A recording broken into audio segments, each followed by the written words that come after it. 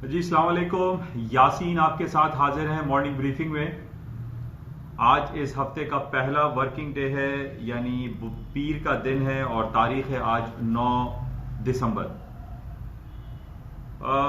थोड़ी देर पहले मैं आपके साथ हाजिर हुआ था मार्केट प्रीव्यू के हवाले से, जो कि हम ये चेक करते हैं हफ्ता और इतवार कौन सी ऐसी खास इवेंट रहा जिसका इफेक्ट मंडे की ओपनिंग पर होता है, यानी मंडे को जो मार्केट ओपन होती है। तो हफ्ता और इतवार हमारे पास कोई ऐसी खास खबर नहीं रही।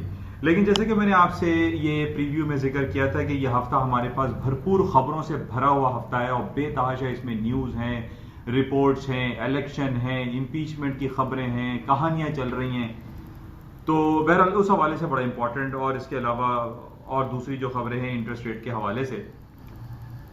इससे पहले मैं आपसे ये रिक्वेस्ट जरूर करूंगा कि इस YouTube चैनल को प्लीज सब्सक्राइब जरूर कीजिएगा। एक छोटा सा बटन होता है, उसको आप सब्सक्राइब कर लिया करें, ताकि अक्सर होता है कि मैं व्हाट्सएप पे या फेसबुक पे या इंस्टाग्राम पे इसको अपलोड नहीं कर पाता हूं, और ये सिर्फ YouTube चैनल पर ही अपलोडिंग इसकी हो रही होती है। तो इट इज बेटर ऑप्शन कि आप इसका प्रेस कर दें बटन सब्सक्रिप्शन का, ताकि आपको तमाम अपलोड्स और मार्केट से जो भी इंपॉर्टेंट इवेंट्स होने वाले होते हैं उससे आपको आगाही मिलती रहे। क्योंकि जैसे कि मैंने पहले भी आपसे कहा था कि इस YouTube चैनल का मकसद सिर्फ और सिर्फ यही है कि जितनी भी हालात हाज़िरा के हवाले से जो खबरें हैं, पूरी दुनिया में जो हैपनिंग्स हो रही हैं, जिसका इफेक्ट डायरेक्टली या इनडायरेक्टली स्टॉक मार्केट पे या दुनिया की जो फाइनेंशियल मार्केट है उसके ऊपर पड़ता है, तो ये ज़्यादा अच्छा रहता है कि आप अगर इस YouTube चैनल को सब्सक्राइब कर लें इस चैनल को, तो वो आपके लिए एक बहुत प्लस पॉइंट रहेगा। अच्छा, इसके साथ ही आज हम सुबह से जो मार्केट देख रहे हैं, जैसे मैंने आपसे ये पहले कहा कि बेतहाशा खबरें इस हफ्ते पे रहेंगी, इस वजह से मार्केट थोड़ी सी रिलक्टेंट दिखाई दे रही है। कोई खास बड़ी आज सुबह से मार्केट में मूव नहीं है। हालांकि जो इंपॉर्टेंट इवेंट्स हमारे पास चल रहे हैं या होंगे उसका मार्केट जो है वो इंतजार करेगी। उस वेट की वजह से मार्केट में आज वॉलेटिलिटी, मार्केट में वॉल्यूम, मार्केट की जो मूव है वो बहुत स्लो है, कम है। कोई खास फिलहाल अभी तक, यानी अभी जो टाइम हो रहा है उस हिसाब से कोई बड़ा इवेंट नहीं है।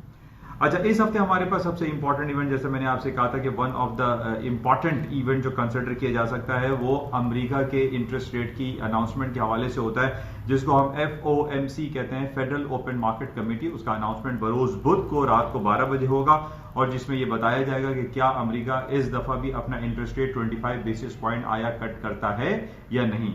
इसके अलावा इससे पहले भी हमने ये देखा था कि जनाब यके बाद दीगरे अमेरिका ने 3 इंटरेस्ट रेट जो है वो 25 बेसिस पॉइंट कट किए थे, तो इस वजह से बड़ा इंपॉर्टेंट हो गया है। और हम ये भी देख रहे हैं कि पिछले काफी अरसे से ट्रम्प साहब का बहुत ज्यादा इन्फ्लुएंस दिखाई देता है फेडरल ओपन मार्केट कमेटी के चेयरमैन मिस्टर जर्मी पावल के ऊपर, और वो जर्मी पावल को जदोकोब भी करते हैं, उनको डिक्टेट भी करते हैं। और हालांकि दूसरी तरफ हम ये देख रहे हैं कि उनका जो फेडरल रिजर्व बैंक है या FOMC की जो कमेटी है वो एक ऑटोनोमस बॉडी है, और उसके ऊपर किसी का जोर चलना नहीं चाहिए, और ट्रम्प साहब को उसके ऊपर अपनी डिक्टेशन नहीं देनी चाहिए।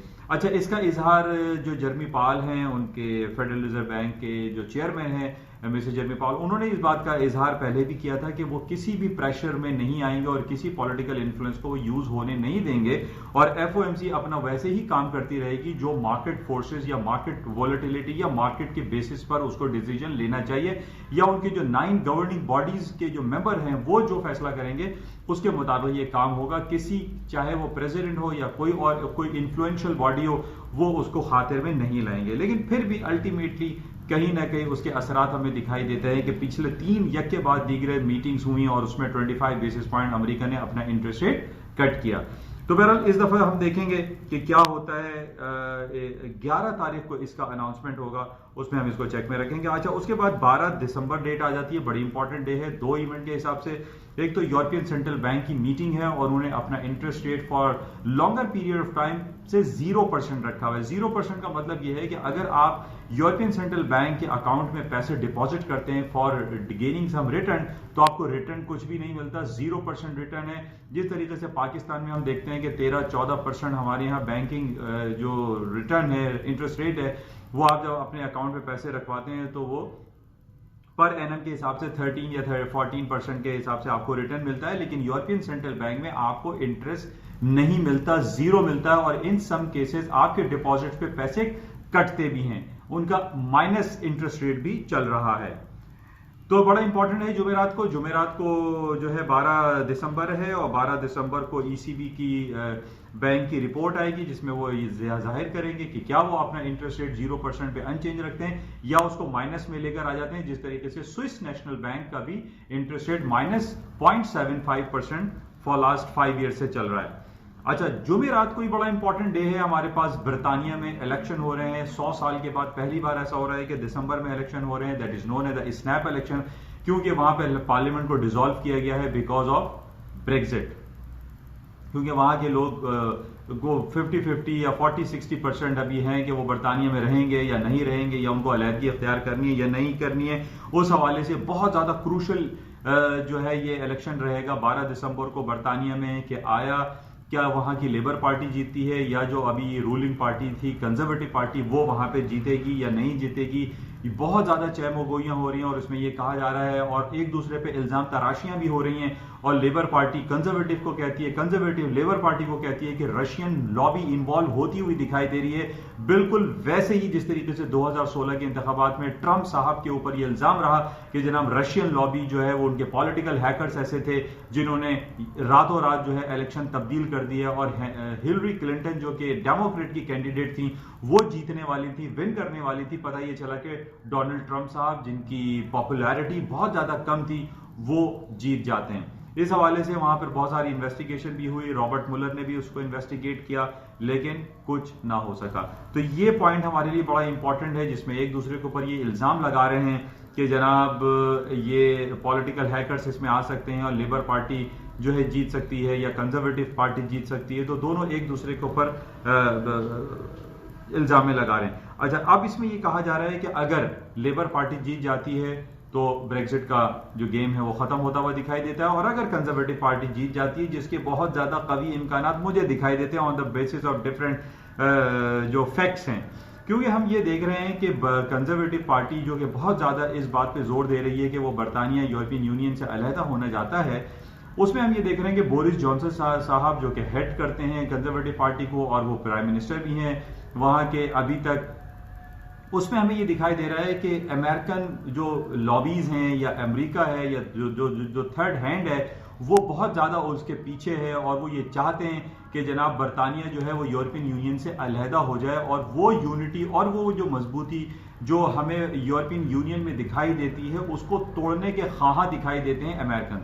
ये पहले भी हम देख चुके हैं कि बैक इन 1999 में जब यूरो करेंसी लॉन्च हो रही थी और 28-29 ममालिक का एक करेंसी कॉमन करेंसी कॉन्सेप्ट आया था, उसमें बरतानिया ने पार्टिसिपेट नहीं किया, और आज भी हम ये देख रहे हैं कि बरतानिया अपना पाउंड स्टर्लिंग करेंसी को चलाता है, वो वहां पे यूरो करेंसी नहीं चलती।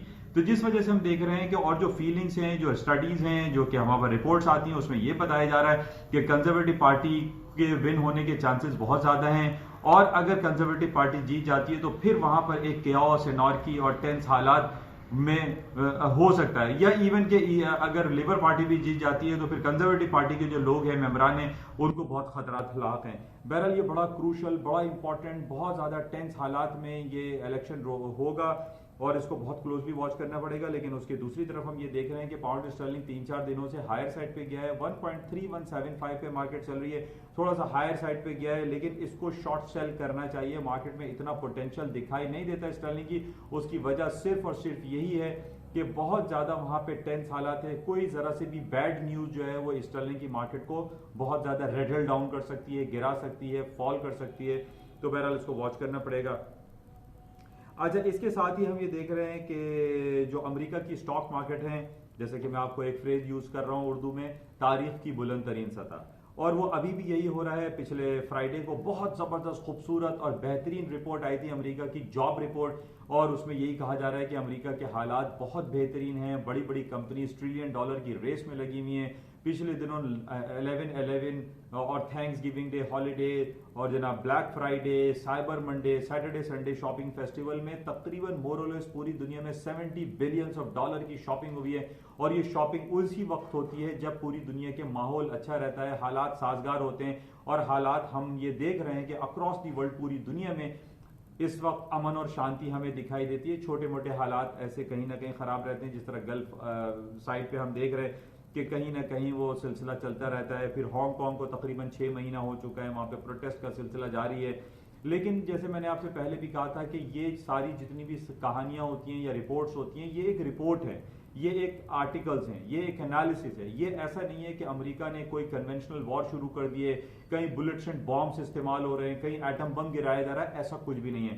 तो ये जो साथ में खबरें चलती हैं, इन खबरों को हमें प्रैक्टिकली यूज नहीं करना चाहिए, अप्लाई नहीं करना चाहिए अपनी ट्रेडिंग स्ट्रैटेजी में, जिसकी वजह से हमें उल्टे लॉसेस बियर करने पड़ते हैं।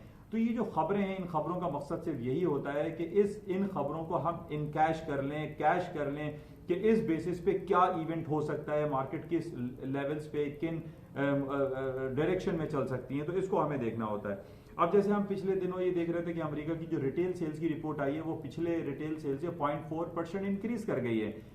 शॉपिंग बेतहाशा हो रही है, रिटेल सेल्स बढ़ रही है, इंटरेस्ट रेट अमेरिका का डिक्लाइन होता चला जा रहा है। तो इन बेसिस पे और डिफरेंट कंपनीज ट्रिलियन डॉलर की रेस में लगी हुई है, अमन और शांति और पीस का माहौल चल रहा है। तो हाउ कैन आई से कि अमेरिका की स्टॉक मार्केट जो है वो डाउन हो जाएंगी, फॉल हो जाएंगी। बहरहाल हम इसको क्लोजली वॉच में रखेंगे। इसी तरीके से अमेरिका और चाइना के दरमियान जो तिजारती डेलीगेशंस की मीटिंग हो रही है, उसमें बहुत अच्छी खबरें आ रही हैं और ट्रंप साहब ने ये कहा है कि हम बहुत अच्छे डायरेक्शन में जा रहे हैं और इसमें काफी पॉजिटिव पेशरफ्त होगी और जो फेज 1 फेज 2 जो रोल बैक करने की बात है वो भी जल्द से जल्द इंप्लीमेंट होगा। तो ये तमाम अच्छी बातें हैं। इसी तरीके से पिछले यानी कल बरोज सैटरडे 2 दिन पहले तालिबान और अमेरिका की मीटिंग शुरू हो गई है दोहा कतर में, जो कि 3 महीने के एक पेंडिंग में था। एब्रप्टली स्टॉप कर दिया था ट्रंप साहब ने, क्योंकि तालिबान का ये डिमांड है कि वो 8,000 जो अमेरिकी फौजी अफगानिस्तान में रहना चाहते हैं उनको भी वो नहीं मानते। वो कहते हैं कि जीरो हो जाए, अमेरिका जो है अफगानिस्तान से निकल जाए। इस बेसिस पे वो एब्रप्टली डिसॉल्व हो गई थी, खत्म हो गई थी मीटिंग। लेकिन इस मीटिंग का दोबारा शुरू होना है, इसका मतलब है कि एक पीसफुल माहौल फिर दोबारा क्रिएट होगा जिसपे स्टॉक मार्केटों में मजीद तेजी हो सकती है। इसके अलावा ये दिसंबर का महीना चल रहा है, 25 दिसंबर को क्रिसमस हॉलीडेज शुरू हो जाएंगे, जिसको हम एक सांता रैली भी कहते हैं कि जनाब हमेशा हमने देखा है कि तारीख में दिसंबर के महीने में स्टॉक मार्केटों में तेजी आती है। तो ये पॉइंट भी बड़ा इंपॉर्टेंट है। और कल रात को हमने ये देखा था कि तदावुल अल शेयर जो सऊदी अरब का स्टॉक इंडेक्स है वो 200 पॉइंट तकरीबन अपने 2 महीने के हाईएस्ट लेवल पे खड़ा हुआ था। तो ये सारे अक्रॉस दी वर्ल्ड हम जब रिपोर्टें देखते हैं तो उसमें हमें कहीं खराबी नहीं दिखाई दे रही है, तो जिसकी वजह से मार्केटें हायर साइड पे जा रही हैं, तो बेहतरीन नजर आता है। अच्छा, एक बड़ी खबर मैं देख रहा था, जिस तरीके से मैंने आपसे ये कहा कि सऊदी अरामको जो है वो पब्लिक के लिए इशू कर दिया गया है। कल या परसों से की ट्रेडिंग भी अल तदावुल में शुरू हो जाएगी वहां की स्टॉक मार्केट में। मोहम्मद बिन सलमान जो है वो डाइवर्सिफिकेशन की तरफ बहुत ज्यादा जा रहे हैं। कल एक रिपोर्ट आई थी कि जनाब वहां पे जो रेस्टोरेंट हैं जहां पर एक फैमिली के लिए अलग दरवाजा होता है और यंग लड़के और लड़कों के लिए अलग दरवाजे होते हैं, एंट्रेंस जो गेट होते हैं, वो सेग्रीगेशन खत्म कर दी है। जिस तरीके से मैं आपसे काफी अरसे से कह रहा हूं कि सऊदी अरब एक नए दौर में दाखिल हो चुका है और जिस तरीके से दुनिया की सबसे बड़ी जायंट सऊदी अरामको को उन्होंने पब्लिक के लिए ऑफर कर दिया है और उसमें लोगों का इंटरेस्ट इतना ज्यादा तो नहीं है, लेकिन बहरहाल फिर भी सऊदी अरब में सऊदी अरामको जो एक आम आदमी चाहता था कि वो भी उसका शेयर होल्डर हो, वो अब इस पर कारआमद होगा और वो भी शेयर होल्डर सऊदी अरामको का बन सकेगा। तो ये पॉजिटिव खबर है। सऊदी अरब डाइवर्सिफिकेशन की तरफ जा रहा है कि मोहम्मद बिन सलमान की ये ख्वाहिश है कि जनाब आप सऊदी अरब सिर्फ डिपेंडेंसी जो है उसकी ऑयल अर्निंग पे वो ना रहे, बल्कि वो दूसरी तरफ भी उसको अपने डाइवर्सिफाई कर रहा है। तो बहरहाल ये आज की ताज़ा तरीन खबर है। इसके अलावा पाकिस्तान की स्टॉक की मार्केट की बात कर लेते हैं। मार्केट में कोई बड़ी मूव नहीं है। सुबह जब मार्केट खुली तो 60-70 पॉइंट प्लस था, अभी 60-70 माइनस है। ओवरऑल पाकिस्तान के हालात भी काफी बेहतर दिखाई देते हैं। पाकिस्तान स्टॉक एक्सचेंज में पोटेंशियल बहुत ज्यादा दिखाई देता है, कोई बैड न्यूज नहीं है पाकिस्तान में। अब जो हमारे पास खबर आने वाली है जनवरी में, वो FATF की रिपोर्ट है, वो काफी सराह रहे हैं पाकिस्तान की जो सर्विसेज हैं, पाकिस्तान की जो बैंकिंग फाइनेंशियल सिस्टम है वो काफी बेहतरी की तरफ जा रहा है और वो रिपोर्ट हमारे पास जनवरी तक आएगी। और इसके अलावा पाकिस्तान की जो करेंसी है वो काफी अप्रिशिएट हुई है अगेंस्ट US डॉलर। तकरीबन हम 6 महीने के बाद देख रहे हैं कि पाकिस्तानी करेंसी और वर्सेस US डॉलर 154 रुपए पर आ गया है। मार्केट हाईएस्ट 165 रुपए तक गई थी, आज 10-11 रुपए कम होना ये बहुत अच्छी बात है और इससे हमारा इन्फ्लेशन के ऊपर भी जो थोड़ा सा डाउनफॉल होगा, हमारे जो इंटरेस्ट रेट है वो भी डिक्लाइन हो सकता है। तो ये बहुत अच्छी बात है कि पाकिस्तान में जो करेंसी है उसकी अप्रिशिएट हो रही है। तो बहरहाल और मजीद खबरों को देखेंगे और नजर रखेंगे आज सारा दिन मार्केट में क्या होता है और मार्केट किन लेवल्स पे चलती है, और जो इस पूरे हफ्ते में बहुत बड़ी बड़ी खबरें आने वाली है उनको हम क्लोजली वॉच करेंगे। इंशाल्लाह आपसे राब्ते में रहेंगे। जाते हुए मैं फिर आपसे कहूंगा कि आप इस चैनल को प्लीज सब्सक्राइब जरूर करें। Thank you.